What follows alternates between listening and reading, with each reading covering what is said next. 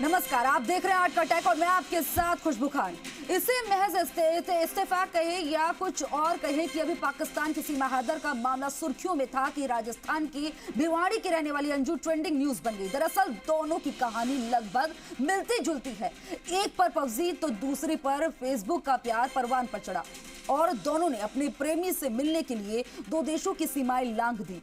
दोनों में अंतर सिर्फ ये है कि एक गैर कानूनी तरीके से तो दूसरी ने कानूनी तरीके से मिलने का रास्ता अपनाया।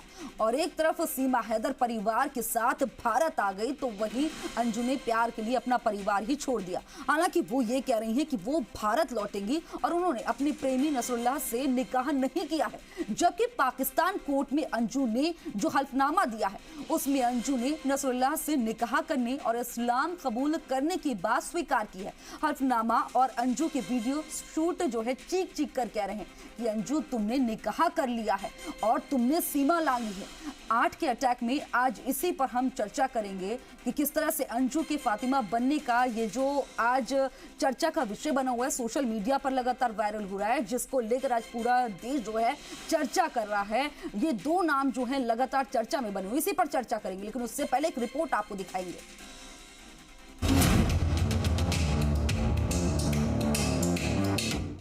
मासूम है दिल तो नादान है, इश्क की गहराइयों से वो अनजान है। प्यार के लिए अंजू ने की सरहद पार, प्रेमी के लिए पति और दो बच्चों को छोड़ा, अब प्रेमी के साथ निकाह पर दी सफाई।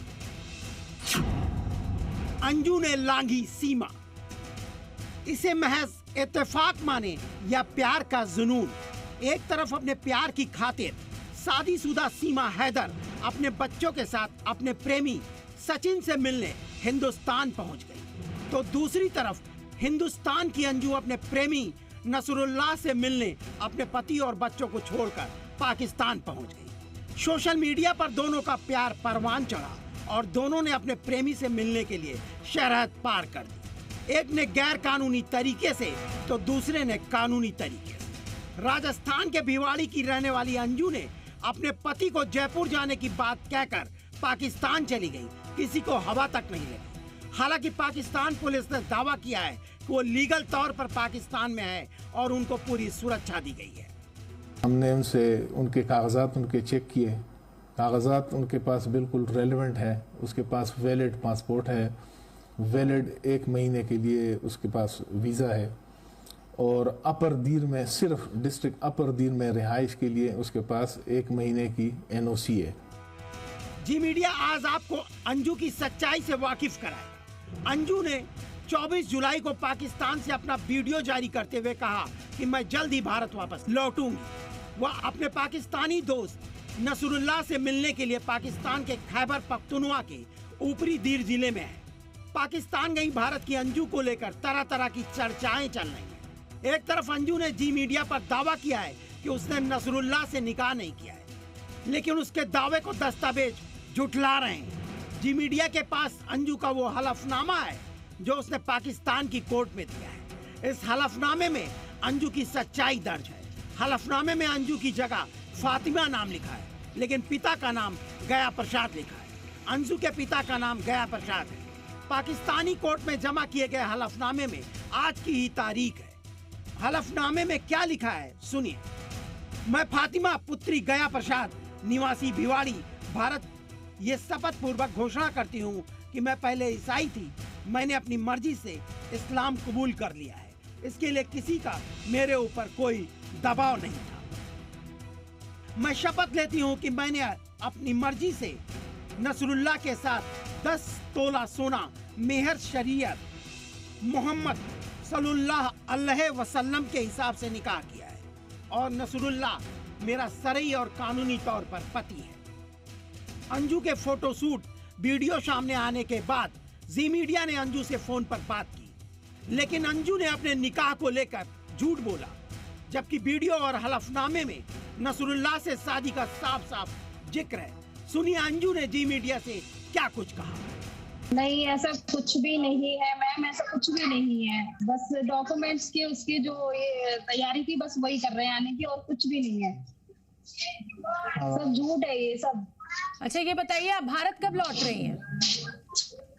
मैम सारी तैयारी हो गई है और यहाँ से 2 दिन तो लगते हैं पहुँचने में, तो कल मॉर्निंग में निकलेंगे हम यहाँ से।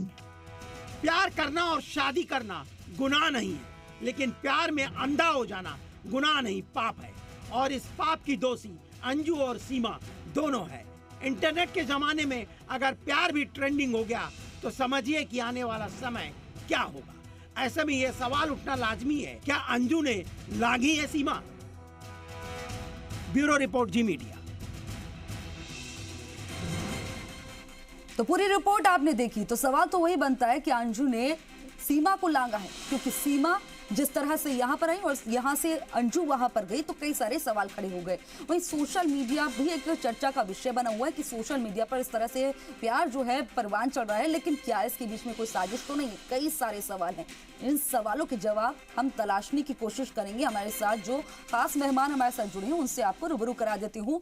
और हमारे साथ डॉक्टर अभिनव शर्मा, पूर्व अतिरिक्त महाधिवक्ता है, सर आपका बहुत बहुत स्वागत है। अब्दुल लतीफ आर्को जी हैं, मुस्लिम स्कॉलर हैं, आपका भी बहुत बहुत स्वागत है। ओम सैनी वरिष्ठ पत्रकार हैं, आपका बहुत बहुत स्वागत है। कर्नल देव आनंद गुर्जर जी हैं, विदेश मामलों के जानकार, आपका बहुत बहुत स्वागत है। डॉक्टर गंगा सहाय मीणा जी हैं, एसोसिएट प्रोफेसर जेएनयू, आपका भी बहुत बहुत स्वागत है।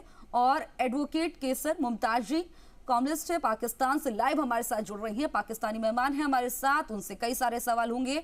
आप सभी का बहुत बहुत स्वागत है। सबसे पहले कर्नल जी आपके पास आऊंगी। मैं ये जानना चाहती हूँ कि किस तरह से यहाँ सीमा जो है आ जाती है, भारत में दाखिल हो जाती है, यहाँ से अंजू पाकिस्तान चली जाती है, लेकिन क्या हमारी जो सुरक्षा एजेंसियां हैं उनका क्या, उनको कुछ कानो कान खबर नहीं लगती है कि क्या चल रहा है देश में? जी, सबसे पहले तो मैं बताना चाहूंगा कि देखिए, अंजू और सीमा का केस में 2 अलग अलग नजरिए से देखता हूँ। सीमा का भारत आना एक गैर कानूनी तरीके से था।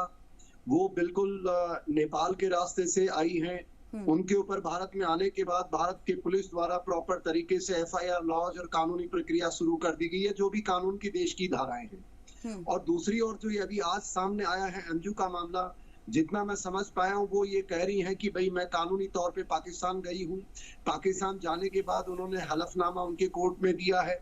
तो अभी उनका जहां तक मामला है पूरी तरह क्लियर नहीं है। पर आपने सवाल पूछा कि भारतीय तंत्र और सेना और जो भी इनके लोग हैं, अपने एजेंसीज हैं, उनसे चूक कैसे होती है।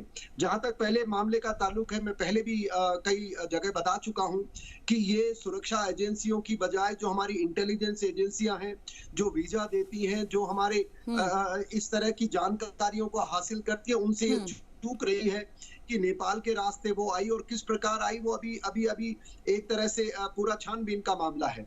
वो बिल्कुल गलत था, नहीं होना चाहिए। जिन एजेंसियों से चूक हुई उनसे आगे ऐसी नहीं हो, ऐसी उनके अधिकारी और सरकार उन पे मैं मानता हूँ ऑलरेडी कार्य कर रही है, आगे ऐसा नहीं। यही देशवासियों को मैं एक चीज बताना चाहूंगा कि उग्रवाद के दौर से लेकर के पाकिस्तान के अंदर जो एजेंसीज जो हमारे देश के खिलाफ काम करती थी, वो इस तरह के हनी ट्रैपिंग के केसेस या इस तरह के जासूस या मिलिटेंट्स को भेजने की और हथियारों को डालने की प्रक्रिया पुरानी है। जहां तक ये नया केस सामने आया है, इसके पूरे तथ्य सामने नहीं आते हैं। हाँ,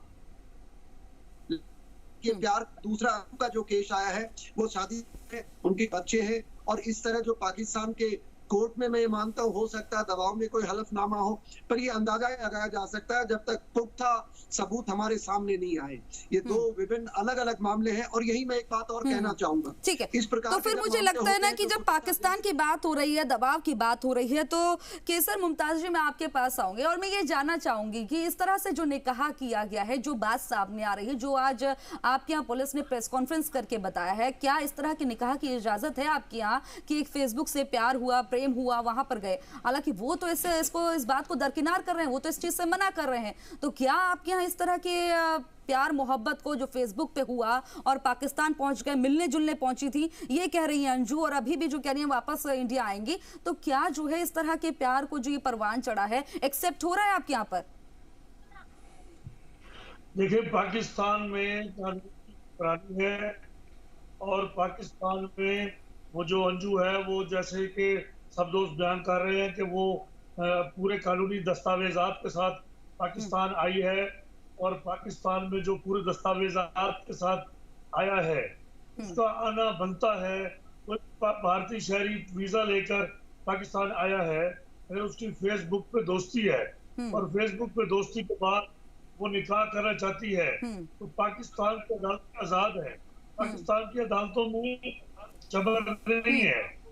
वही अगर अंजू को प्यार पाकिस्तान हो गया किसी केसर जी, वही पाकिस्तान जो पूछताछ कर रहा था अंजू से, लगातार अभी भी मेरे ख्याल से पूछताछ तो आपके मुल्क में चल रही होगी। आपके मुल्क में जो है इस तरह से अब कई सारे इल्जाम लगने लगे हैं कि जिस तरह से उसने धर्म परिवर्तन किया है, उसके बाद निकाह किया है, बहुत सारे सवाल उठते हैं। सोचिए ना कि एक देश की, जो एक मुल्क की, इससे कितनी ज्यादा फजीलत होती है।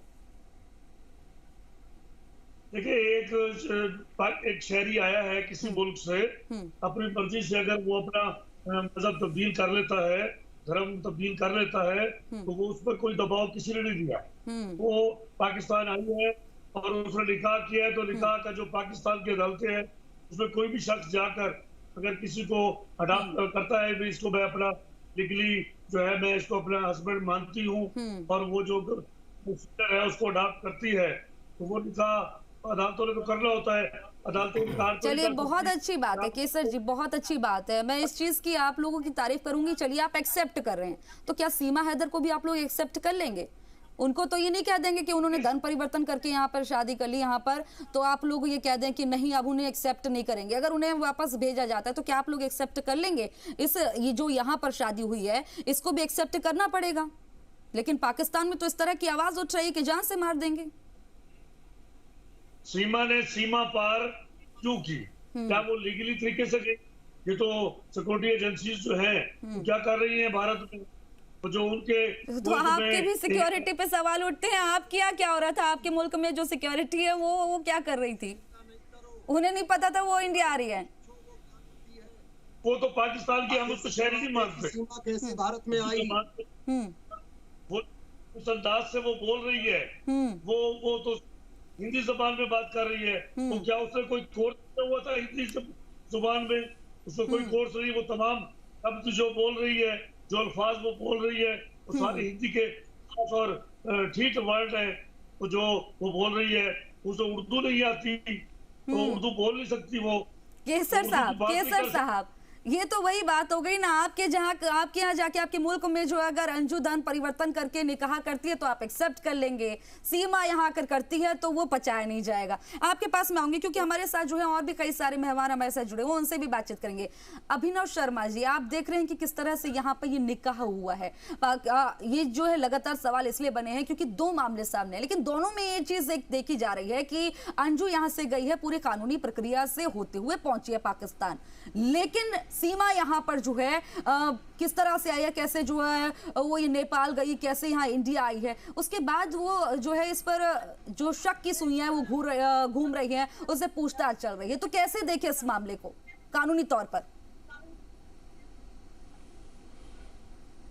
देखिए, अंजू का जहाँ तक सवाल है और जो आज आपके चर्चा का विषय है आज के इस 8 बजे के कार्यक्रम में, उसके संबंध में दो बड़ी बातें हैं जो समझने वाली हैं। एक प्रश्न ये उठता है कि अब आगे क्या, यदि वो भारत आती हैं तो उनकी नागरिकता के विषय में क्या परिस्थितियां रहेंगी, क्योंकि उन्होंने वहाँ निकाह ज़रूर किया है, लेकिन अभी इंडियन सिटीजनशिप एक्ट में धारा 8 के अंदर डिनेंसिएशन ऑफ सिटीजनशिप यानी अपना नागरिकता का परित्याग उन्होंने कोई अभी नहीं किया है। वो आज भी हिंदुस्तान के पासपोर्ट होल्डर हैं और वहाँ ना उन्होंने भी इस प्रकार की कोई खबर है कि पाकिस्तान के अंदर उन्होंने वहाँ के सिटीजनशिप एक्ट 1952 के तहत कोई एप्लीकेशन डाली है धारा 5 में, जिसमें वहाँ पर अधिकारिता देते हैं कि अगर कोई शादी कर लेती है लड़की तो वो फॉरेन नेशनल वहाँ पे अप्लाई कर सकती है। तो इस प्रकार से अभी तक सिटीजनशिप का स्टेटस डिसाइड नहीं है, वो आज भी भारतीय हैं और अगर वो यहाँ आती हैं वापस हिंदुस्तान में तब उनके ऊपर जांच एजेंसियां और उनका जो है वो जांच के दायरे में आती हैं। देखने वाला विषय ये भी है कि पाकिस्तान में जब कोई हिंदुस्तानी नागरिक जाता है तो उसकी एक इंटेलिजेंस रिपोर्ट होती है और उसको ये बताना पड़ता है कि वो कौन कौन सी जगहों पर जाएगा, दीगर स्थान पर कहाँ कहाँ वो रहा है पिछले समय में, और उसको पिछले समय की चीज़ अपने पासपोर्ट ऑफिसर को रिपोर्ट करते रहना पड़ता है आईबी के अंदर जाने के बाद। सेम वही स्थिति यहाँ हिंदुस्तान के अंदर भी है। इस प्रकार जब नागरिक आते हैं तो पर्टिकुलर स्पॉट्स दे करके आते हैं कि हम कहाँ जा रहे हैं और उसके अलावा वो इतर कहीं नहीं जा सकते हैं, और आते हैं तो वो वीजा का उल्लंघन माना जाता है, कानूनी दायरे के अंदर उनके खिलाफ दंड की प्रावधान है और उसमें सजा होती है। तो इस प्रकार से अगर आप देखते हैं तो वर्तमान स्थिति ये है कि जिस प्रकार की घटना चक्र अब चल रहा है उसमें ऐसा कहीं प्रतीत नहीं होता कि वो इस वीजा के एक्सपायर होने के बाद वापस हिंदुस्तान लौटने की मंशा या मंतव्य रखती हैं। यदि वो वहां रुकती हैं तब सवाल ये है कि वहां की जो मौजूद सरकार है पाकिस्तान की, वो उसकी हुक्मरान वहाँ पे किस तरीके से उसको लेते हैं वीज़ा एक्सपायर होने के बाद केवल निकाह के आधार पर। चूंकि मुझे लगता है कि वो जो स्थितियां जनरेट हो रही हैं, जिस प्रकार से निकाह किया गया है और परिस्थितियों को देखा जा रहा है, उसमें ऐसा प्रतीत होता है कि वो लड़की वहीं रहना चाहती है, आना नहीं चाहती। और चूंकि उसका वीज़ा का समय एक्सपायर हो जाएगा तो उसके पास कोई लीगल वैलिड डॉक्यूमेंटेशन नहीं है पाकिस्तान में रिहाइश करने का, इसलिए उसने वहाँ निकाह किया और अब वो अपने आप को पाकिस्तान में रिहाइश करने वाले एक बाशिंदे की अपने आप को बीवी बताना चाहती हैं। उनको उसमें कहती हैं कि वो मेरे शौहर हैं, जबकि उसका यहाँ ना कोई तलाक हुआ है, ना उसने अभी तक यहाँ पर ऑफिशियली जो है अपनी सिटीजनशिप को गिव अप किया है। तो इन सारी परिस्थितियों को देखते हुए कॉम्प्लिकेटेड सिचुएशन हिंदुस्तान से ज्यादा पाकिस्तान में उस व्यक्ति के लिए क्रिएटेड है। यदि पाकिस्तान इसे खुले दिल से स्वीकार करना चाहता है तो ये उनकी परिस्थिति है, लेकिन इसके साथ साथ एक दूसरा पक्ष जो इस केस का है वो एक मोरालिटी का पक्ष है, जहां एक महिला अपने बच्चों को, पति को, शादीशुदा घर को, पिता को, सबको, परिवार को छोड़कर, दत्ता बताकर, झूठ बोलकर और दूसरे मुल्क में जाकर के इस प्रकार का निकाह कर रही है। ये एक सवालिया निशान है और सवाल ये भी उठते हैं कि क्या इन सब के पीछे किसी प्रकार का कोई षड्यंत्र तो नहीं है, जो एक आशंका जनरेट की जा रही है और सोची विचारी जा रही है। ये भी बात सही है कि उन्होंने पहले इस्लाम धर्म कबूल करने से पहले, जैसी रिपोर्ट्स आ रही हैं, यदि उन्होंने किया है तो, और उससे पहले उन्होंने क्रिश्चियनिटी को अपनाया है, तो क्रिश्चियनिटी को अपनाया तो उस संबंध में भी ये देखने वाला विषय है कि वो माइनॉरिटी से आती हैं, किस प्रकार का उनका बैकग्राउंड कल्चर है, कैसे ये धर्म परिवर्तन का काम हुआ। विषय यहाँ पर चिंतन का ये है, और जो हिंदुस्तान के लिहाज से जिस पर ज्यादा चर्चा मीडिया के अंदर है और समाज जिस चीज को लेकर के चिंतित है, वो है कि अनावश्यक धर्म परिवर्तन कर या मानसिक संतुलन को किसी प्रकार से चेंज कर इस प्रकार धर्म परिवर्तन कराया जाना कहाँ तक उचित है। यहाँ सवाल लेकिन इसलिए ये गौण हो जाता है और मुख्य बिंदु ये आ जाता है कि क्या ये इश्क का मामला है, क्योंकि इश्क कहा जाता है कि अंधा होता है, और ऐसा ही कुछ इन दोनों प्रकरणों में नजर आ रहा है। मैं समझता हूं कि एजेंसीज के जांच का विषय निश्चित तौर पर है, क्योंकि दो देशों के अंदर अलग अलग नागरिकता के लोग आए हैं। उनका वहां आने का पर्पस, इंटेंशन, ऑब्जेक्टिव जानना एक राष्ट्र की सरकार के लिए जरूरी होता है, और वो भी तब जबकि गिवन परिस्थितियों में दोनों देशों के ताल्लुकात इतने अच्छे नहीं हैं। इन सारी परिस्थितियों को देखते हुए देखना होगा कि अभी तो जो है अंजू को पाकिस्तान एक्सेप्ट कर रहा है, लेकिन जब वीजा जब एक्सपायर होता है तो एक्सेप्ट करते कि नहीं करते। अब्दुल लतीफ साहब, मैं आपके पास आऊंगी, मैं आपसे जानना चाहती हूँ इस तरह के निकाह को आप कैसे देख रहे हैं?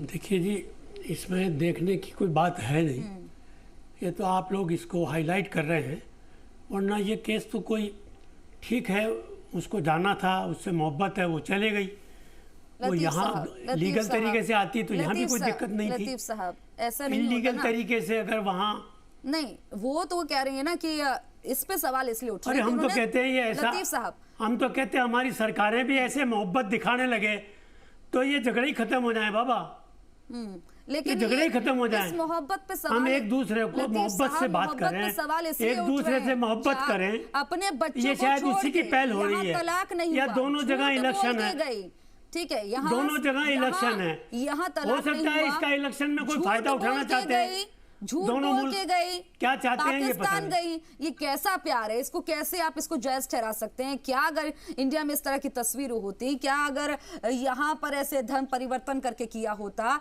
तो क्या उस चीज को आप एक्सेप्ट कर लेते, तब पचा लेते? लेकिन तब तो आप लोग सवाल खड़े करते। अभी जो है यहाँ पर आप जो है ये प्रेम दिखा रहे हैं। देखिए, जो बात आप कह रही हैं, क्या उसी को हम सच मान लें? हकीकत क्या है वो लड़की बताए कि मैं क्यों गई हूँ, मेरे पीछे क्या है। मीडिया जो कहता है वो हमें सुनना पड़ता है, और मीडिया के हिसाब से हमें जवाब देना पड़ता है।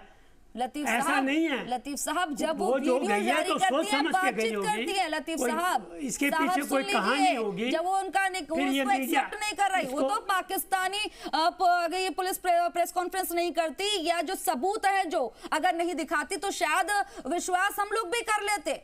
क्योंकि वो हमारे देश की बेटी है। लेकिन अगर वो एक्सेप्ट नहीं कर रही, वहां से वो सबूत दिखा रहे हैं कि धर्म परिवर्तन कर लिया, उसके बाद निकाह कर लिया, जो डॉक्यूमेंटेशन सामने आ रहा है उसमें वो झूठ बोल रही है, या तो फिर ये कह लें कि पाकिस्तानी जो है खुद ये कह रही है मैंने नहीं किया, और डॉक्यूमेंट कह रहे हैं किया। क्या सच्चाई है ये तो पता नहीं। यानी वो खुद कह रही है मैंने धर्म परिवर्तन नहीं किया, तो यानी कि जाहिर डॉक्यूमेंट तौर आप पर बता है रहे हैं कि साहब इन्होंने ये कर लिया, तो उसको खुद को हाँ करने में कहाँ दिक्कत आ रही है? उसको हाँ कर लेनी चाहिए थी ना।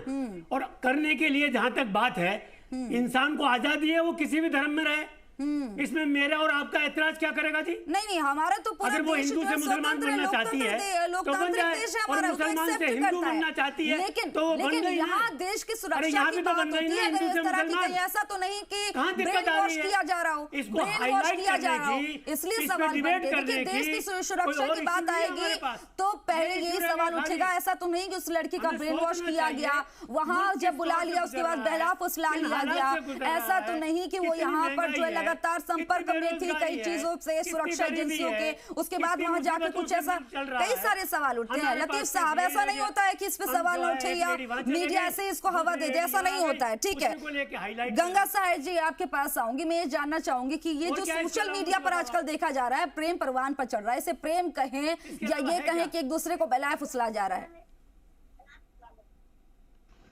पता नहीं कितने प्रेम चल रहे हैं बाबा, कुछ सोचते हैं चलता है तो इसको बहलाना फुसलाना कहना तो उचित नहीं है। दो वयस्क लोग अपनी मर्जी से कुछ फैसला कर रहे हैं, तो उसको बहलाना फुसलाना कहना तो थोड़ा ये मुश्किल है। बहलाना फुसलाने की इसका बात मोटिव जरूर सब इसलिए बहलाना फुसलाना, मैं पहले एक बार क्लियर कर दूं, आप अपनी बात पूरी करेगा। इसलिए कह रहे हैं क्योंकि यहां से वो बिना बताए गई, बच्चों को छोड़ के गई, पति को छोड़ के गई, तलाक लेके नहीं गई, तलाक लेके जाती, बता के जाती कि भाई वहां जा रहे हैं और अब जो है आपसे कोई नाता नहीं है, तो एक ये सवाल नहीं खड़े होते। लेकिन पहले जो है सीमा आती है यहाँ पर, किस तरह से आती है, अवैध तरीके से आती है, उसके वजह से सवाल खड़े होते हैं। लेकिन सडनली ये न्यूज आती है जिसके बाद सेंसेशन इसलिए बन जाती है क्योंकि आप बिना बताए अब झूठ बोल के परिवार से गए, वहां जाके आप एक्सेप्ट भी नहीं कर रहे हैं कि नहीं हमारा निकाह नहीं हुआ, ये कह रहे हैं आप, और जो सबूत आ रहे हैं वो कुछ और ही बयां कर रहे हैं। क्या सच्चाई है तो बाद में मालूम पड़ेगा।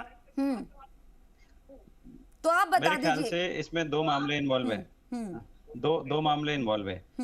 एक तो ये है कि आपसी संबंध का मामला है, जिसमें एक तीसरा पक्ष भी है जिसको आज अभी आप उत्पीड़ित पक्ष कह सकते हैं।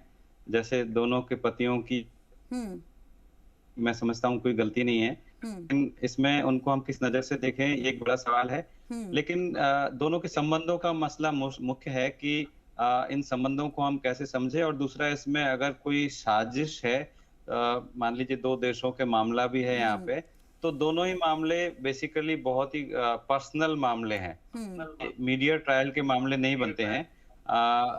दो लोग कैसा तय करते हैं, वो साथ रहना चाहते हैं, अलग होना चाहते हैं, ये निहायत ही उनका पर्सनल मामला है। उसी तरह से अगर इसमें कोई साजिश है, किसी मुल्क के खिलाफ कोई साजिश है, भारत के खिलाफ, पाकिस्तान के खिलाफ, तो वो इंटेलिजेंस एजेंसियां तय करें, वो भी पर्सनल मामला है। इसमें देखना यह है कि मामले ऐसे समय में आए हैं जब और बहुत सारी घटनाएं घट रही थी और चुनाव सामने हैं, और मणिपुर की घटना पर लगातार एक कटघरे में खड़ी हो रही थी। ऐसे समय में एक पर्सनल मामले को इस तरह से उछाला जाना, तो इसके चुनावी निहितार्थ भी हो सकते हैं। ठीक है, वो भी हमको देखना चाहिए। चलिए, बहुत सारी चीजें देखनी होगी, बहुत सारे सवाल खड़े हो रहे हैं। ओम सैनी जी, मैं ब्रेक का वक्त हो गया, आपके पास आऊंगी और आपसे सीधा सवाल करूंगी बहुत सारे, क्योंकि अभी हमारे पास टाइम भी है, सवाल भी करने हैं।